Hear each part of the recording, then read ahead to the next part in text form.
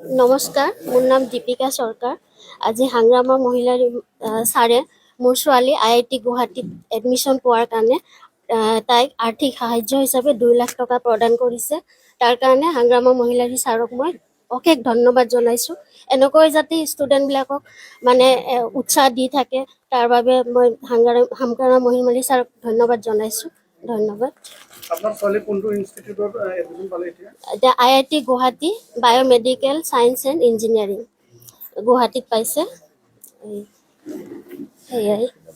আগতে সেইটো মানে ছাকচেছ কৰাৰ কাৰণে ক'ৰবাত কোচিং নাই, ক'তো কোচিং লোৱা নাই। তাই নিজে পঢ়িছিল। তাই বহুত কষ্ট কৰিছে, কষ্ট কৰি পঢ়িছে। ক'তো কোচিং লোৱা নাই, নিজে তাই কৰিছে। এজ এ গাৰ্জেন বৰ্তমানৰ যুৱচামে শিক্ষাৰ প্ৰতি বেছি নজৰ দিয়া দেখা নাযায়। কি ক'ব এনেকুৱা, মানে কি আহ্বান জনাব? নাই, শিক্ষা এতিয়া মানে এনেকৈ যদি যে ছাৰহঁতে যেনেকৈ হেল্প কৰি আছে, এনেকৈ যদি হেল্প কৰে মানে ষ্টুডেণ্টৰ উৎসাহ বাঢ়িব। অনেকে আৰ্থিকভাৱে মানে দুৰ্বল, সিহঁতে পঢ়িব নিবিচাৰে, মানে আগত মানে এডুকেশ্যন কৰিব নিবিচাৰে। ছাৰহঁতে যদি এনেকৈ দি থাকে তেনেহ'লেতো মানে উৎসাহ দি থাকে, ষ্টুডেণ্ট বহুত ওলাই আহিব। আমাৰ এনেকুৱা পিছপৰা জাগাৰ পৰা, ঠাইৰ পৰা বহুত ষ্টুডেণ্ট আহিব। IIT যোৱা আগত ক'ত পঢ়িছিলে? DPS ত পঢ়িছিলে। অঁ।